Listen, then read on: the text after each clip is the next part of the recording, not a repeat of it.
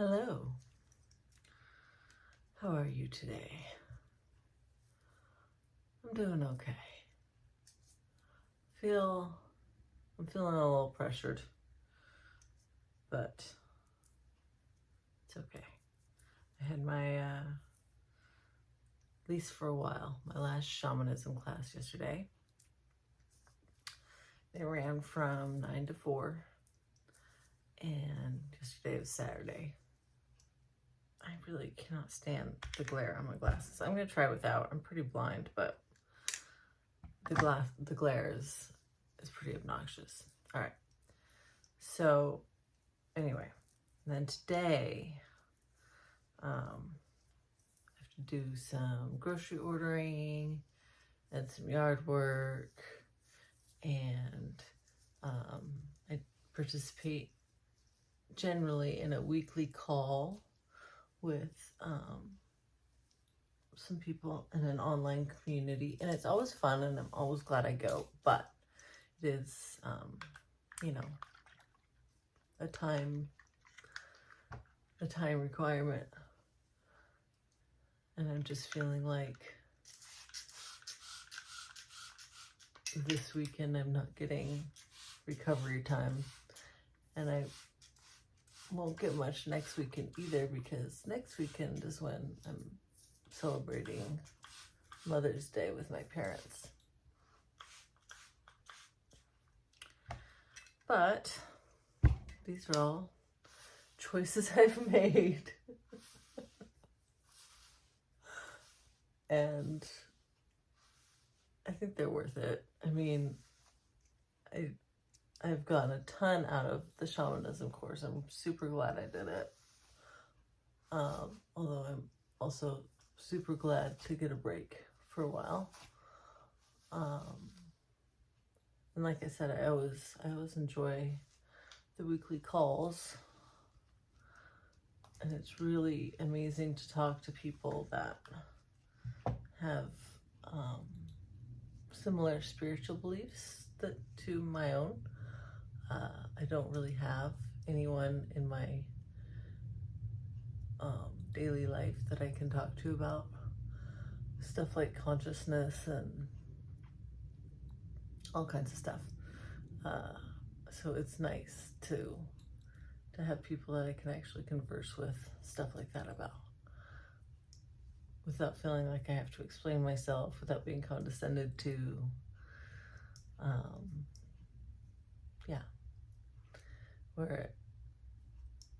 We're all just excited, I guess, to share what we've experienced and what we know. It's a completely different sort of feeling. So I do look forward to that. The things I don't look forward to, I suppose, are filing my unemployment claim, even though I'm employed. My employer has put us on a program, and I'm glad it exists, but it's a program called shared work, where if my employer doesn't have enough work for all of us to work full time, they'll reduce our hours, and unemployment will pay the difference, sort of, like up to half of what we'd normally make. Anyway, like, if we end up working 4 days instead of 5, we'll get some unemployment pay for the 5th day, up to half of our income, normal pay, I think. And it's good that they can do that instead of laying people off, or just reducing hours without any pay. So that's good. But it's also just one more thing I have to do. You know? But that's not really what I wanted to talk to you about today. Today, I wanted to talk about how to know when we really want to do something versus when we think it's something we should do and it's kind of like an ideal, but we don't actually really, truly, in our heart of hearts, want to do it. So I'll give you my personal example. For years, I've thought that I wanted to live in a permaculture eco-village and farm with my fellow villagers and be as self-sustaining as possible, and have that community and stuff, and, you know, grow organic food. But here's the thing. I have a pretty big yard now. I mean, it's not enormous, but I think it's like 1/3 of an acre. And I'm not farming it. I have grown a lot of food on it. One summer, my partner at the time and I grew 400 pounds of tomatoes, like in a fairly small area. It was insane how many tomatoes we grew. We gave so many away. We canned tomato juice and salsa and tomato sauce. I mean, we just had tomatoes for years. It was pretty incredible. So I can do it. I have done it. I've enjoyed doing it to a point. But I don't do anything with my yard right now. In fact, I kind of resent it most of the time. I don't want to work in it. I would rather make art. And I was reading this delightful book by Manson a couple weeks ago. And he talks about how he thought that he wanted to be a rock star, basically. And like, that was his dream. And I think he even maybe went to school for it for a while and was practicing. And then he realized that, like, while he liked the idea of being on stage, he didn't like everything it took to get there. Like, it was draining. He was miserable. Like, he was not enjoying it. He was not enjoying the process of getting there. And that's when he realized that he didn't really, truly want to do that. And reading that, I suddenly saw the parallel between him and myself, with me thinking that I wanted to do this permaculture eco-village living, but I don't really. If I wanted to farm, if I really like had that bug, that deep desire, I would be making the most of the yard I have. I would be planning year round for how I was going to utilize each area and be paying attention to the shade and the soil quality and the everything. Like, I would be putting everything I had into maximizing this yard into a mini farm. And I am simply not doing that. I have the hardest time sectioning my hair some mornings. Like getting the sections for the braids even. Anyway, yeah, I'm not doing it. I don't want to. And if I don't want to here, I'm not going to want to in an eco-village either. And so I'm really so grateful to Mark Manson for pointing that out to me. Like, I was on the wrong track. And the funny thing is, I have this little card. I don't know if you can read it. And I'm going to put my glasses on to read it because I can't see it.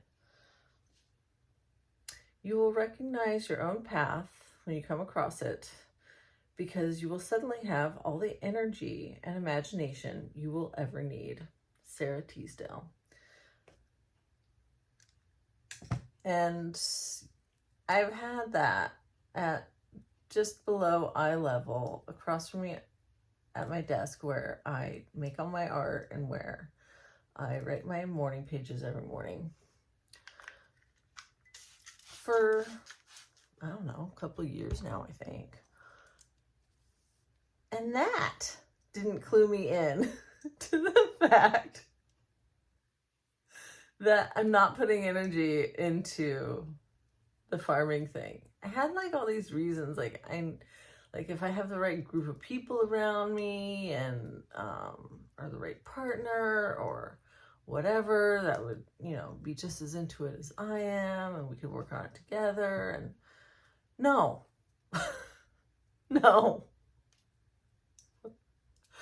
I need to work on what I enjoy working on alone, and that is making art. And now making these videos. I genuinely am looking forward to it now every morning, which is incredible to me after just a few days of recording. I'm actually like, yeah, looking forward to it and like thinking about what I want to talk about next. And so just, it's like that whole idea of like not waiting until you have the perfect plan and the perfect idea. If you're doing that, like I was doing with farming, then you don't actually want to do it. Or you're being a perfectionist, and that's no bueno either. But just get started, like before you have all the equipment, before you have, I don't know, a year's worth of videos planned out, or whatever you think you need, you probably don't. I mean, if it's a YouTube channel, all you need is a phone with recording capability, truly. Some of the people I follow literally just hold their phone and walk around their neighborhood and talk. So you don't need a ton. And I feel like anything you do need stuff for, if you really want to do it, you'll figure out a way to get that stuff so that you can do it. And it'll come naturally and easily. It won't feel draining and like an insurmountable task because you'll be driven by the desire to do it. Did I have something else? I think I did have something else from the Artist Way that I want to talk about, but I can't remember what it was now. And my hair's braided. So I think I'm going to leave it there for today. Maybe we'll talk about the Artist Way tomorrow. Maybe not. We'll see. Maybe something will come up in my call today that I'll want to talk about, or I'll think about something else while I am doing that yard work that I don't want to do. All right. Anyway, may you be happy, may you be healthy, may you be well, maybe, let's see here. What have I said? May you be happy, may you be healthy, may you be wealthy, and may you feel at ease. I love you, and I will talk to you next time. Okay. Bye.